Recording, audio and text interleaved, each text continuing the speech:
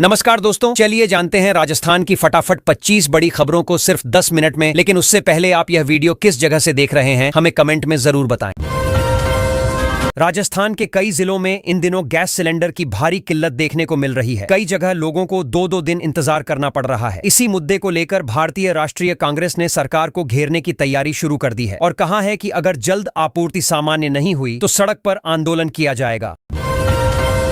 धौलपुर में मार्च महीने में ही गर्मी ने लोगों को परेशान करना शुरू कर दिया है। यहां तापमान करीब 38 डिग्री तक पहुंच गया है, जो अप्रैल जैसी गर्मी का एहसास करा रहा है। दोपहर के समय सड़कों पर सन्नाटा दिखाई दे रहा है और लोग तेज धूप से बचने के लिए घरों में ही रहना बेहतर समझ रहे हैं।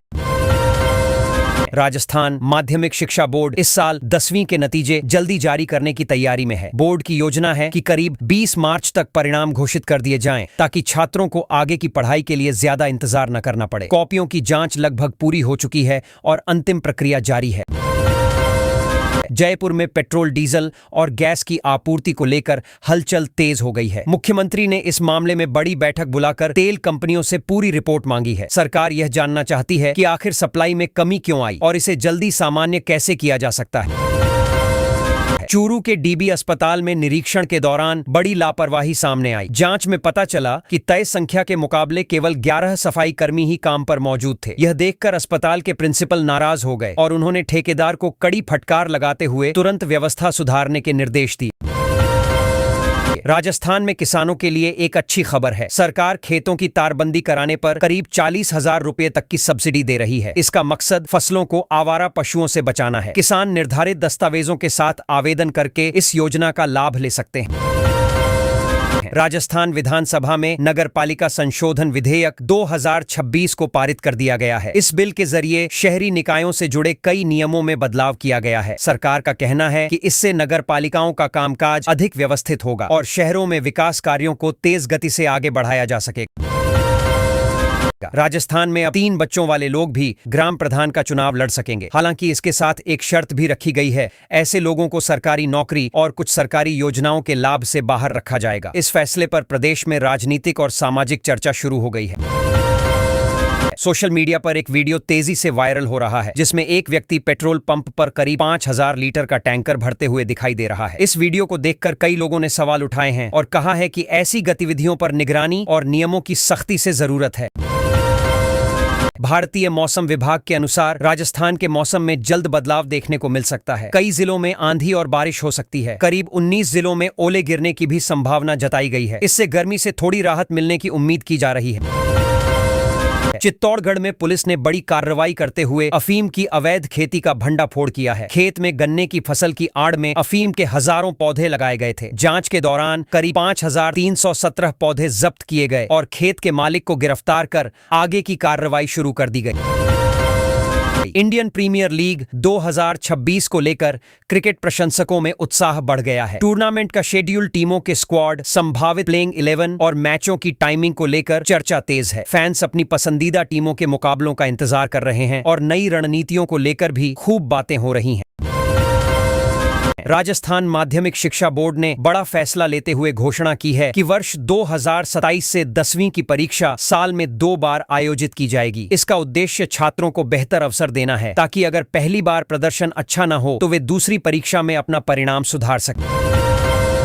एलपीजी सप्लाई में कटौती का असर उद्योगों पर भी दिखाई देने लगा है। बोरोसिल कंपनी के जयपुर स्थित प्लांट में बोरोसिलिकेट ग्लास फर्नेस का उत्पादन फिलहाल बंद करना पड़ा है। कंपनी का कहना है कि गैस की आपूर्ति सामान्य होते ही उत्पादन फिर से शुरू करने की कोशिश की जाएगी। गोविंद सिंह डोटासरा ने राज्य सरकार पर आरोप लगाया है कि पंचायत राज चुनाव हारने के डर से चुनाव टाले जा रहे हैं। उन्होंने कहा कि लोकतंत्र में चुनाव समय पर होना जरूरी है और सरकार को इस मामले में साफ स्थिति जनता के सामने रखनी चाहिए। राज्य के आयुर्वेद विश्वविद्यालय में 20 मार्च को दीक्षांत समारोह आयोजित किया जाएगा। इस कार्यक्रम में राज्यपाल मुख्य अतिथि के रूप में शामिल होंगे। समारोह में विभिन्न पाठ्यक्रमों के छात्रों को डिग्री प्रदान की जाएगी और विश्वविद्यालय की उपलब्धियों पर भी चर्चा की जाएगी। दौसा जिले के लिए रेलवे से अच्छी खबर आ सकती है। यहां 2 नई ट्रेनों के ठहराव का प्रस्ताव सामने आया है। दिल्ली गंगापुर सिटी और भिवानी कोटा रूट की ट्रेनों के रुकने से यात्रियों को काफी सुविधा मिलेगी और आसपास के क्षेत्रों की यात्रा भी आसान हो जाएगी।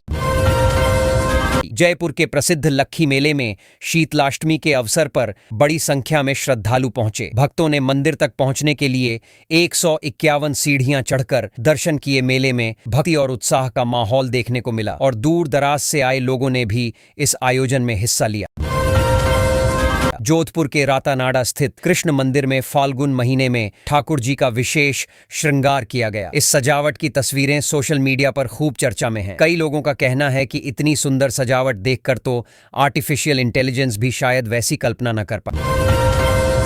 कोटा में ठगी का बड़ा मामला सामने आया है। एक फर्जी कंपनी ने निवेश के नाम पर करीब 8,500 लोगों को झांसा देकर उनसे पैसे ले लिए। जब लोगों को शक हुआ तो मामला पुलिस तक पहुंचा। अब पुलिस पूरे नेटवर्क की जांच कर रही है और आरोपियों की तलाश जारी है।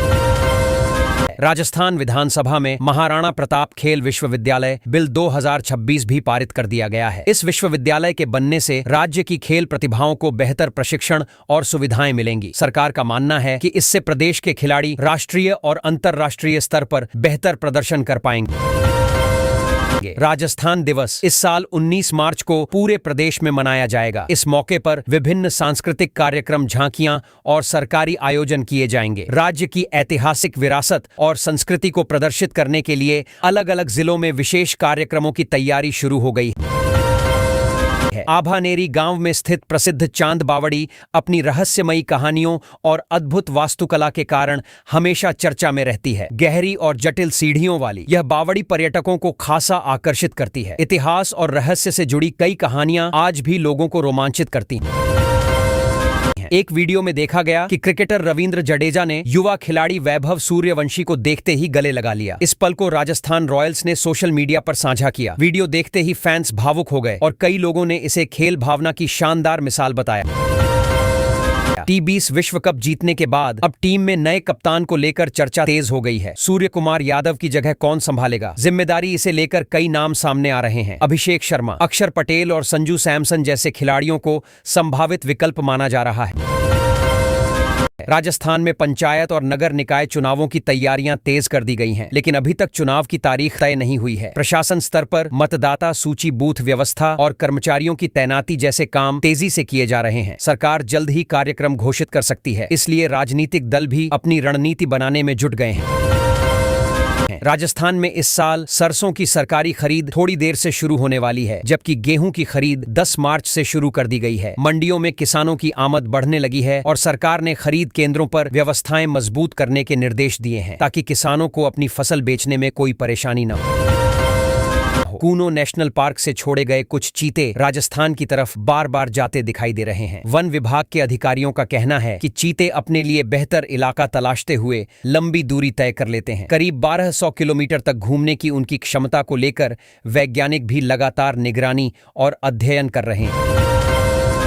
धौलपुर जिले के 162 गांवों तक जल्द ही जल जीवन मिशन का साफ पानी पहुंचाया जाएगा। विधानसभा में मंत्री कन्हैयालाल चौधरी ने बताया कि योजना के तहत पाइपलाइन और टंकी निर्माण का काम तेजी से किया जा रहा है। योजना पूरी होने के बाद हजारों ग्रामीण परिवारों को घर पर ही पीने का सुरक्षित पानी मिलेगा। राजस्थान में मार्च की शुरुआत में ही गर्मी तेज होने लगी है और बाड़मेर में तापमान 40 डिग्री के पार पहुंच गया है। मौसम विभाग ने कई जिलों में हीट वेव का अलर्ट जारी किया है। डॉक्टर लोगों को दोपहर में धूप से बचने और पर्याप्त पानी पीने की सलाह दे रहे हैं। जंगलों की कटाई पर नजर रखने के लिए लगाया गया आर्टिफिशियल इंटेलिजेंस आधारित अलर्ट सिस्टम फिलहाल ठप हो गया है। यह सिस्टम पिछले 2 साल में 12,000 से ज्यादा चेतावनियां भेज चुका था। अब तकनीकी समस्या के कारण निगरानी प्रभावित हो रही है, जिससे वन विभाग चिंतित नजर आ रहा है। राजस्थान में मार्च महीने में ही तापमान तेजी से बढ़ने लगा है। विशेषज्ञों का कहना है कि मौसम के असामान्य बदलाव, कम नमी और पश्चिमी हवाओं की वजह से समय से पहले गर्मी बढ़ रही है। मौसम विभाग लोगों को सावधानी बरतने और धूप में कम निकलने की सलाह दे रहा है। राजस्थान में गर्मी का असर लगातार बढ़ रहा है और कई शहरों में तापमान तेजी से ऊपर जा रहा है। बाड़मेर में पारा 40 डिग्री के करीब पहुंच गया है। मौसम विभाग का कहना है कि अगले कुछ दिनों तक गर्मी का असर बना रहेगा, हालांकि बाद में हल्की राहत मिल सकती है।